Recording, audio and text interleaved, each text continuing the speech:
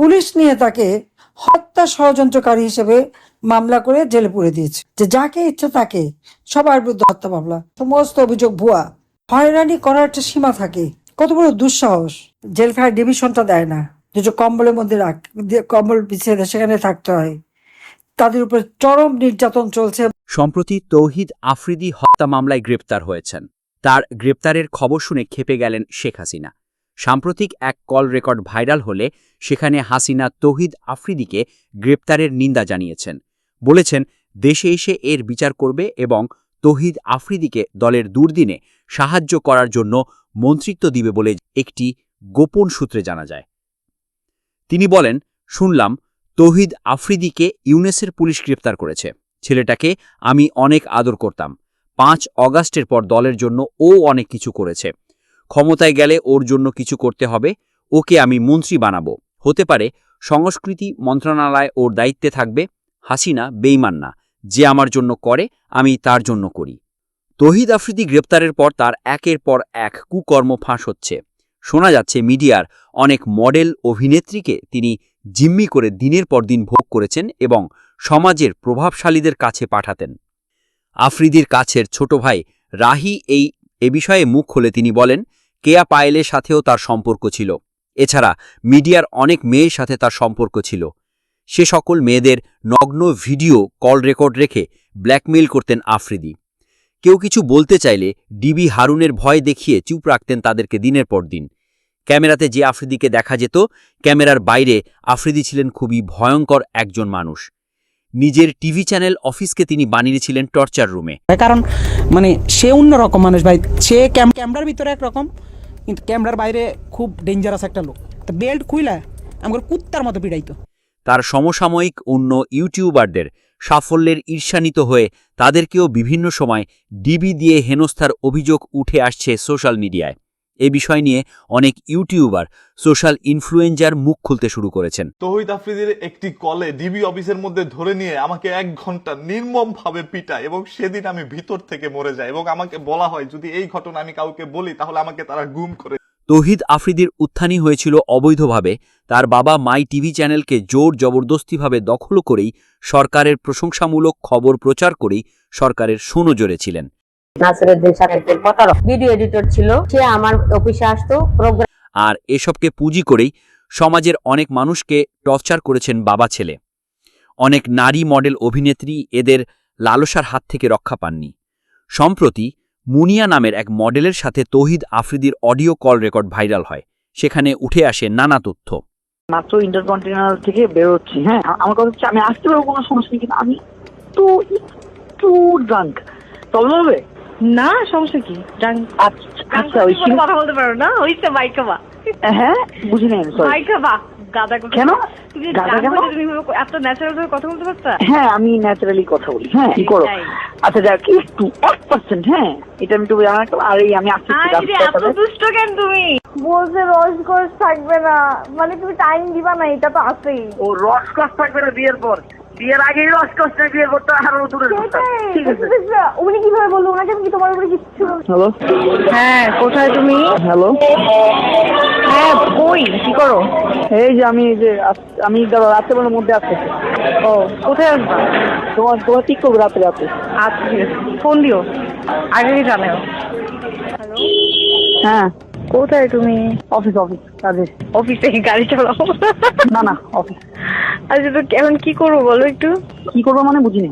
মানে আজকে দেখা করবেন আমার সাথে একটু? রাত্রে দেখো চলো। আচ্ছা গত বছর কোটা আন্দোলন ইস্যুতে সারা দেশে যখন একের পর এক নৃশংস ঘটনা ঘটে চলে, তখন নীরব ছিলেন দেশের আলোচিত এই ইউটিউবার। তার কিছুদিন আগে ঢাকা মহানগর পুলিশের ডিএমপির গোয়েন্দা বিভাগের ডিবির সাবেক প্রধান মোহাম্মদ হারুন ও রশিদের ছবি ও ভিডিও ভাইরাল হয়। ডিবির এই কর্মকর্তার সঙ্গে একাধিক ফার দেখা করেন আফ্রিদি, তাকে নিয়ে ভিডিও শেয়ার করেছেন। নানা বিষয়ে সরব থাকলেও দেশের ক্রান্তি লগ্নে শুরুতে কোনো কথা বলেননি। এ নিয়ে ইউটিউবার বন্ধু সালমান মুক্তাদি সমালোচনা করেন। তখন নতুন করে আলোচনায় আসেন এই তরুণ।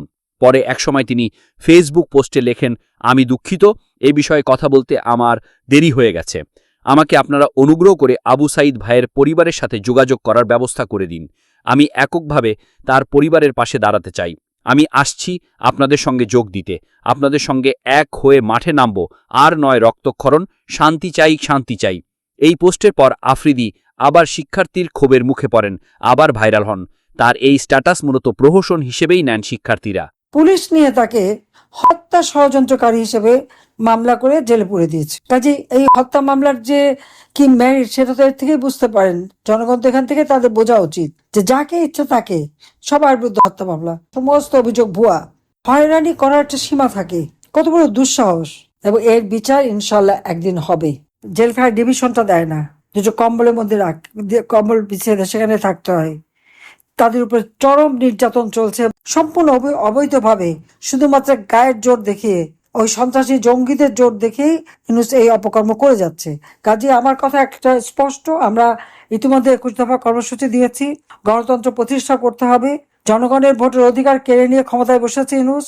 জনগণের ভোটের অধিকার জনগণের হাতে ফিরিয়ে দিতে হবে। যত বন্দী আছে সকলকে মুক্তি দিতে হবে। আওয়ামী লীগের নেতা কর্মী যাদেরকে মিথ্যা মামলা, 14 দলের নেতা কর্মী, সাংস্কৃতিক কর্মী, সাংবাদিক, আইনজীবী, সবাইকে যাদেরকে গ্রেপ্তার করে মিথ্যা মামলা দিয়ে হয়রানি করছে তাদেরকে মুক্তি দিতে হবে। আর যাদেরকে হত্যা করেছে তারাই আসলে শহীদ। এই হত্যাকাণ্ড যারা ঘটিয়েছে তাদের বিচার করতে হবে। এবং দেশের মানুষ আজকে হাহাকার, প্রত্যেকটা জিনিসের দাম বেড়ে গেছে, মানুষের আয় রোজগার নেই, মাথার ঘাম পায়ে ফেলে দিনমজুর, রিক্সাওয়ালা, সাধারণ মানুষ যার কামাকে তা দিয়ে একবেলা খাবার জোটাতে পারে না। কাজে তাদের ভাগ্য পরিবর্তনের জন্যই তো আমরা গণতন্ত্র অব্যাহত রেখেছিলাম। বাংলাদেশের ইতিহাসে 2009 সাল থেকে 2024 সালের 5ই আগস্ট পর্যন্ত গণতান্ত্রিক ধারা অব্যাহত ছিল। আর্থসামাজিক উন্নতি হয়েছে দেশের। আর এখন দেশ সম্পূর্ণভাবে অর্থনৈতিকভাবে পর্যদস্ত, ধ্বংস হয়ে গেছে। যেখানে আমি 5 কোটি মানুষকে নিম্নবিত্ত থেকে মধ্যবিত্ত উন্নীত করেছিলাম, আজকে আবার তারা নিম্নবিত্তে চলে যাচ্ছে। যেখানে অতি দরিদ্রের হার 25.1 ভাগ ছিল, আমি 5 ভাগই নামিয়ে নিয়েছিলাম এবং বিনামূল্যে ঘর দিয়ে তাদেরকে জীবন জীবিকার ব্যবস্থা করে দিয়েছিলাম। আজকে আবার সেই অতি দরিদ্রের হার 10 ভাগের উপরে হয়ে গেছে। দারিদ্রের হার যেটা 41 ভাগ ছিল, আমি 18 ভাগে নামিয়ে এনেছিলাম, সেটা আবার প্রায় 25-30 ভাগে চলে গেছে।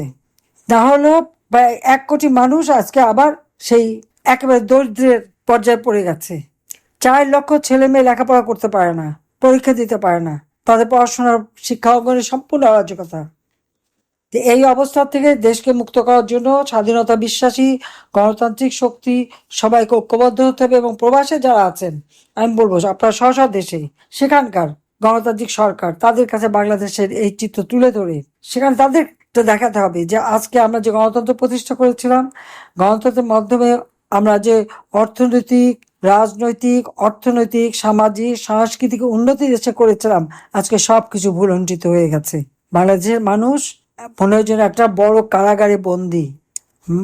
নারীরা ঘর থেকে বেরোতে পারে না, তাদের জীবনে কোনো নিরাপত্তা নাই, কারো জীবনের নিরাপত্তা নাই। এই অবস্থার অবসান ঘটাতেই হবে।